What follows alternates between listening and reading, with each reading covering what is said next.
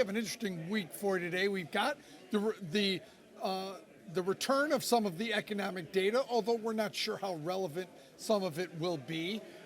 We've got corporate earnings that are going to be, that's probably what you'll be talking about at the end of the week here, so let's get to it. Now, first, the economic data that we got, we're going to get some, old, stale economic data on Thursday.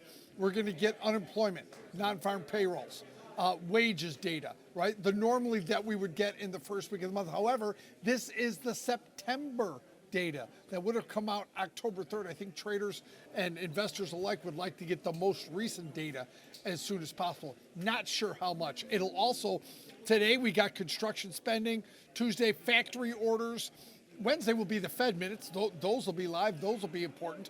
Thursday, employment. So, by the way, international trade in goods and services on Wednesday. So we'll get data, but that'll all be old, stale data. Hopefully we'll get some jobless claims.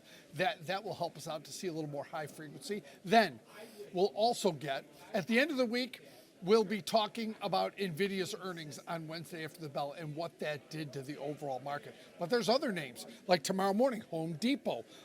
Wednesday morning, Lowe's, TJX, and Target. Target has its own issues, but TJX, great indicator of the U.S. consumer. How about Walmart on Thursday? That'll give us big insights into how the U.S. consumer is doing. And so, other things. What firmed up the market today after opening lower? It's been up, down, up again. Now it's a little softer midday. Philip Jefferson, the vice chair, finally, a Fed member came out with some dovish discussions on inflation. He doesn't think tariffs are inflationary. He thinks that the labor market may actually tick up slightly in terms of the unemployment rate. He's worried about that. He thinks the Fed funds rate right now is slightly restrictive. I don't know if we need it to be restrictive, making the case for a December rate cut, leaning more that way.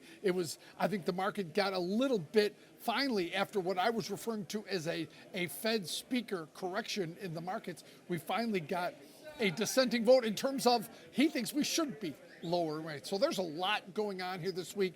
Nvidia's earnings will be critical. I count between 50 and 20 names that will move because of Nvidia's earnings. So that'll be a market moving event.